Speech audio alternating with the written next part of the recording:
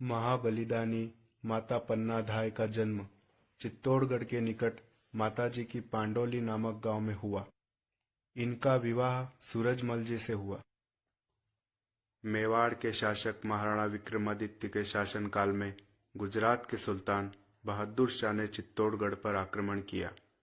तब राजमाता कर्णावती ने शासन की बागडोर अपने हाथों में ली। पन्नाधाय राजमाता कर्णावती की सेवा में नियुक्त थी। राजमाता कर्णावती ने पन्नाधाय को बुलाया और कहा कि मेरे दोनों पुत्र विक्रमादित्य और उदय सिंह को अब मैं तुम्हें सौंपती हूँ। इनको इनके ननिहाल बूंदी लेकर जाना और जब चित्तौड़ से शत्रु खदेड़ दिए जाए तभी इनको वापस लाना। राजमाता कर्णावती ने हजारों राजपुतानियों के साथ जौहर किया। बहादुर शाह ने चित्तौड़गढ़ जीत लिया।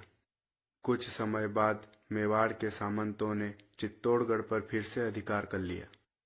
महाराणा सांगा के बड़े भाई उड़न पृथ्वीराज की दासी पुतल दे से उनका एक बेटा हुआ जिसका नाम बनवीर था।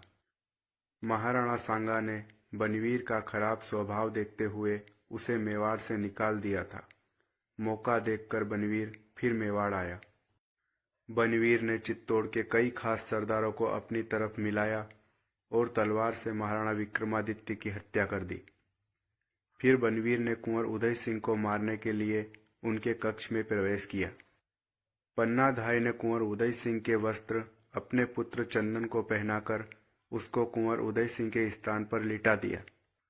राजगद्दी के नशे में चूर बनवीर कुंवर उदय सिंह को ढूंढते हुए महलों में आया और पन्नाधाय से पूछा कि उदय सिंह कहाँ है पन्ना? आज मेवाड़ की राजगद्दी और मेरे बीच आने वाले उस आखिरी कांटे को भी निकाल फेंकने आया हूँ। पन्नाधाय ने जानबूझकर बनवीर को रोकने का प्रयास किया ताकि बनवीर को शक न हो। बनवीर ने पन्नाधाय को हटाया और चंदन को ही कुंवर उदय सिंह समझकर पन्नाधाय की आंखों के सामने तलवार से चंदन के 2 टुकड़े कर दिए। अपने पुत्र के 2 टुकड़े होते देख भी पन्नाधाय ऊब तक न कर सकी। उनका हृदय जैसे थम सा गया। बनवीर खुशी के मारे राजगद्दी की तरफ गया। पन्नाधाय एक सेवक की मदद से बड़े टोकरे में कुंवर उदय सिंह को पत्तलों से ढककर छुपाकर निकली। बहुत से लोग अज्ञानवश इस समय कुंवर उदय सिंह को एक दूध मुहा बालक बताते हैं, जबकि वास्तविकता में कुंवर उदय सिंह की आयु 13-14 वर्ष थी।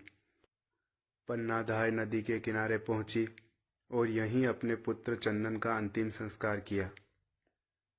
लेकिन पन्नाधाय यहाँ नहीं रुकी, क्योंकि अभी कुंवर उदय सिंह के प्राणों का संकट टला नहीं था। पुत्र की चिता की राख अभी ठंडी भी नहीं हुई थी कि पन्नाधाय अपने पति सूरजमल के साथ कुंवर उदय सिंह को लेकर देवलिया पहुंची।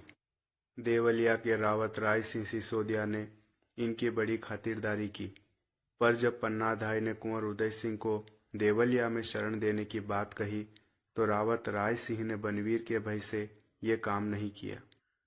रावत राय सिंह ने पन्नाधाय को एक घोड़ा देकर विदा किया। पन्नाधाय कुंवर उदय सिंह को लेकर डूंगरपुर पहुंची। डूंगरपुर के रावल आसकरण ने भी बनवीर के डर से उन्हें शरण नहीं दी। रावल आसकरण ने उन्हें खर्च व सवारी देकर विदा किया। आखिरकार पन्नाधाय कुंभलगढ़ पहुंची, जहां उन्हें शरण मिली। कुंभलगढ़ के किलेदार आशा देवपुरा ने अपनी मां से इजाजत लेने के बाद कुंवर उदय सिंह को अपने यहाँ रखना स्वीकार किया। भला एक मां द्वारा दिया गया ऐसा अद्वितीय बलिदान व्यर्थ कैसे जाता? धीरे धीरे यह खबर फैलती गई कि महाराणा उदय सिंह जीवित हैं। सामंतों ने महाराणा उदय सिंह का राज्याभिषेक कर दिया। 1540 ईस्वी में महाराणा उदय सिंह ने महाराणा विक्रमादित्य व चंदन के हत्यारे बनवीर को चित्तौड़गढ़ के युद्ध में परास्त करके उसका अस्तित्व ही नष्ट कर दिया। महाराणा उदय सिंह ने पन्नाधाय को चित्तौड़गढ़ में बुलवाया, लेकिन पन्नाधाय वहां फिर कभी नहीं आई।